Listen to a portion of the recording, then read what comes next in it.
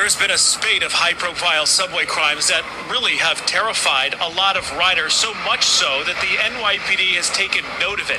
In effect, now they say they're adding 200 more officers. So, as New York grapples with growing safety problems on its streets and in its subway, people are starting to wonder why nothing seems to be able to turn this tide of crime. Because even though our leaders keep deploying more police and more National Guard troops to crime-ridden areas of town, dangerous criminals continue roaming our streets and riding our trains, which is why frightening incidents remain a regular part of daily life. And that's exactly what happens when a city rigs its laws in favor of criminals, leaving our police with no choice but to abandon the idea of stopping crime permanently. Just before 3 p.m. Sunday, surveillance cameras showing 2 officers following a man who appeared to jump over the turnstile. A minute later, he leaves, seen carrying what appears to be a knife. Go drop the knife. Go drop the knife. The suspect then charges towards one of the officers.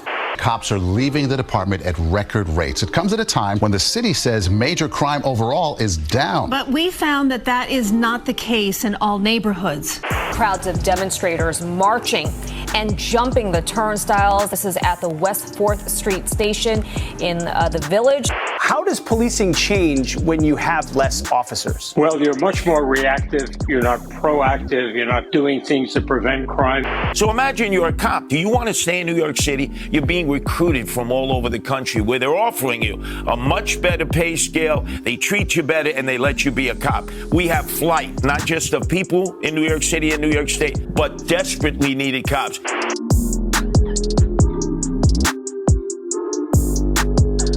Is anyone really surprised that New York City is experiencing a police officer shortage at a time when crime is up? I certainly hope not, but what nobody running this place wants to admit is that increased crime and recruitment problems in your police force are exactly what's going to happen when a city punishes its cops instead of its criminals. Something that happens every time the police arrest a dangerous individual who our district attorneys refuse to prosecute, or worse, try to prosecute, only to have a judge release that very same repeat offender without bail back into our streets where they'll likely strike again. But there are layers to this, and every institution that's supposed to keep New Yorkers safe is actually aligned against our police, which is why we experience one crime wave after another over and over again. Because most people forget that it was in March of 2024 when the National Guard was first deployed to our subways along with thousands of police. A deployment that initially worked, but did so by sucking every available resource for fighting crime out of the rest of the city, leading to waves of moped crime with snatch and grab robberies skyrocketing last spring, along with a spate of similar robberies in Central Park, both of which the police stopped. But here we are, back once again in the subway with another crime wave on our hands, revealing the real reason why all of this is happening. We've only got enough police to follow our criminals around and react to incidents after they've already happened and after people have gotten hurt, which is a huge problem that's going to get even worse once you realize our city is full of progressive criminal sympathizers, just waiting for the opportunity to protest the NYPD when they do their jobs, or prosecute them when a violent criminal ends up with a boo-boo, as police do everything they can to take them down safely in a crowded environment like a subway car, which, as you're about to see, is causing our police to give up on the idea of stopping crime, especially down here in the subway.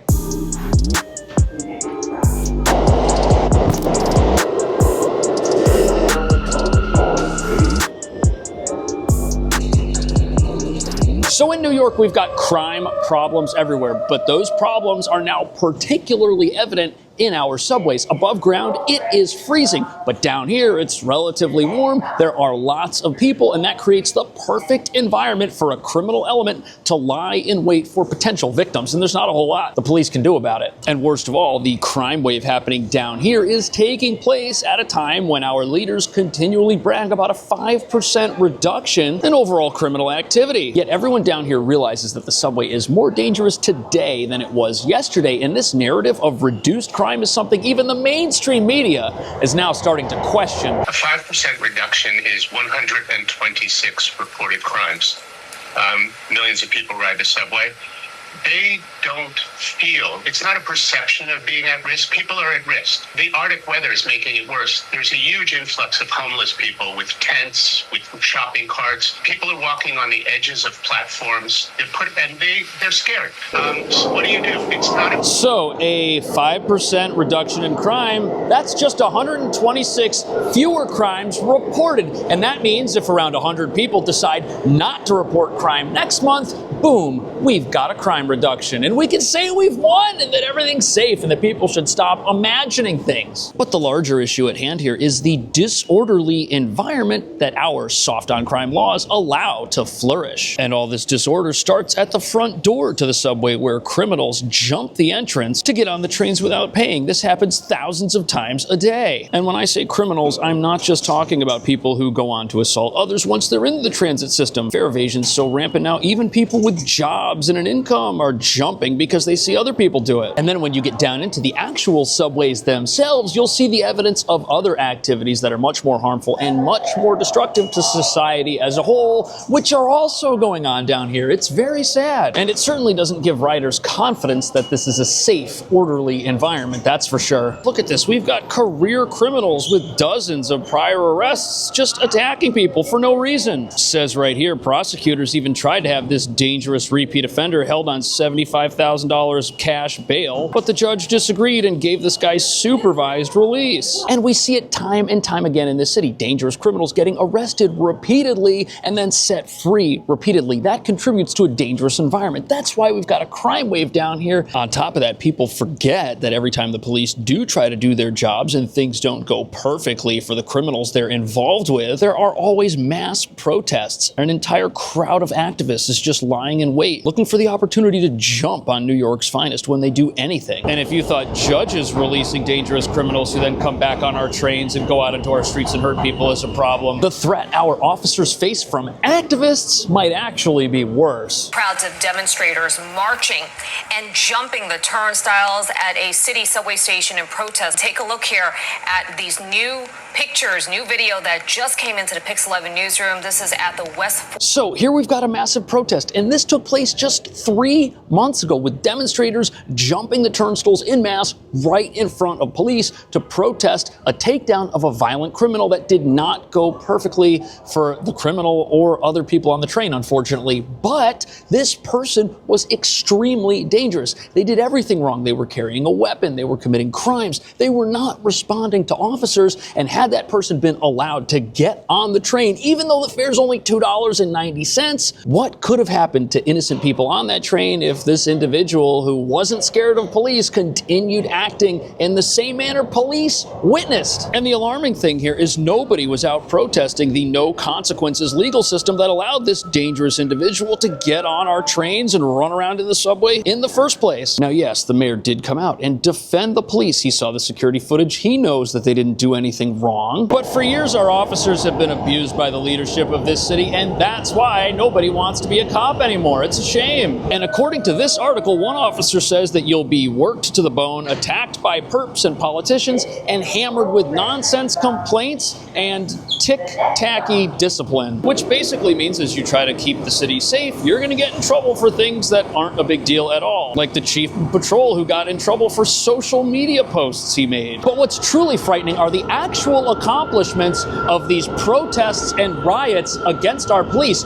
What those do, this constant activism against law enforcement, it forces our police to wait until the very last second before intervening in a dangerous situation, because if they intervene too quickly, they might get protested. Now they've got to wait until something bad has already happened. It's terrible, and they're terrified of doing anything about it. So the NYPD can't staff an academy like they used to. Right. So because not enough, we don't have enough cops on the subway. It's all related to the fact they're not backed up by the mayor, by the and the governor, because there's no qualified immunity. You're going to get sued if you put your hands on it. So the term they're bringing up here, this qualified immunity, it's a legal concept that shields government employees from liability when they do their jobs. In New York, police had this up until 2021 when it changed. And without qualified immunity, any police officer in this city who does their job could be sued for it by a potential criminal, which just disincentivizes law enforcement from getting involved in the first place. If these cameras don't have you covered and everything that went wrong is captured on them, what's the point of jumping in? Now, does that mean the police never make mistakes? Does it mean they never screw up? Of course not. But if the only people getting punished around here are the police, nobody should be surprised when they abandon the idea of trying to stop crime in this city.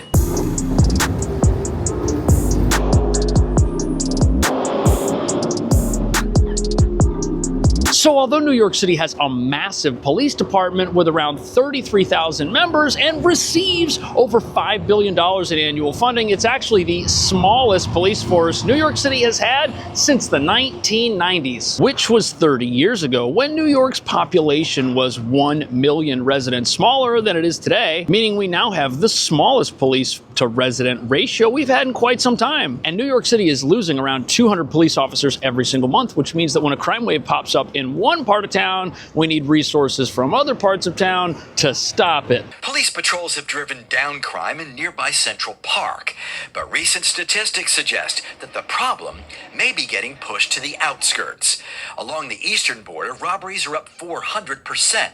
On the southern border of the park, grand larceny is up 43%, while the western border... So this is pretty wild. Here you have a map of where crime went up last summer when police from the surrounding areas of Central Park were redeployed to the park to stop a crime wave there that had caught everyone totally by surprise. Everyone except those who knew the police force was already short-staffed. And the robberies in the park stopped, yes, but crime skyrocketed everywhere else because there was a lack of police in those areas. Yet for some reason, none of our politicians bragged about those recent crime increases. All they did was celebrate getting a handle on crime in Central Park itself, while touting the massive mobile command unit and the presence of hundreds of officers. And think about what this does to a police force. If you take officers out of an area that they've been working on and you redeploy them somewhere else, when they come back to their initial deployment, all the criminals will have come back too. Totally invalidating all of the hard work that our police do and the fact that they're putting their lives on the line. All of that goes to waste, and the law-abiding residents of whatever neighborhood they left, they're suffering too, because they had a police presence which was working to secure their neighborhood, and it was taken away from them and sent to a more important part of town. And people have this idea that whenever the police get sent somewhere, that the city just found a whole bunch of officers that were sitting around not doing anything, but that couldn't be further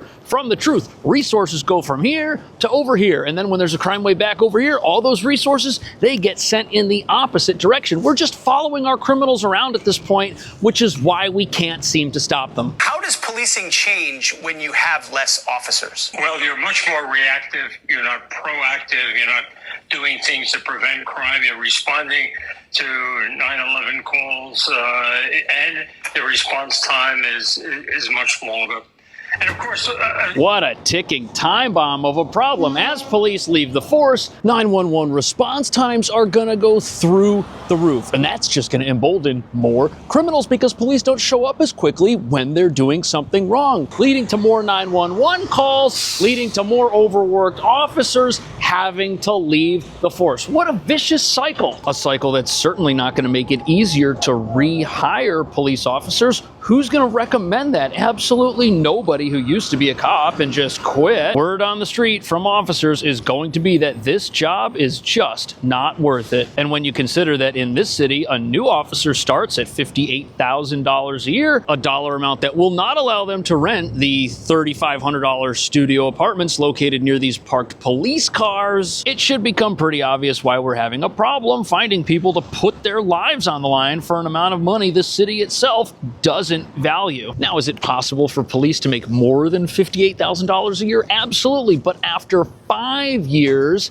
the salary will be up at around $120,000 a year, which is barely enough to afford today's studio apartments, and in 5 years probably won't be enough to afford them either. Who wants to put their life on the line to be struggling financially? That's your reward for working as a police officer in this city, on top of being vilified in the media whenever things don't go perfectly when you do your job. So So imagine you're a cop. Do you want to stay in New York City? You're being recruited from all over the country where they're offering you a much better pay scale. They treat you better and they let you be a cop. We have flight, not just of people in New York City and New York. This is huge. There's a talent stealing contest going on for trained police officers all across the country. And if you're a cop here in New York, you could solve a lot of your problems by going to a place like Miami, Florida, where they'll pay you the same $58,000 a year, but they won't treat you like a criminal when you try to do your job. And Florida's a state where members of the general public will be happy that uniformed police officers are out there keeping people safe. They won't be enraged at their presence like certain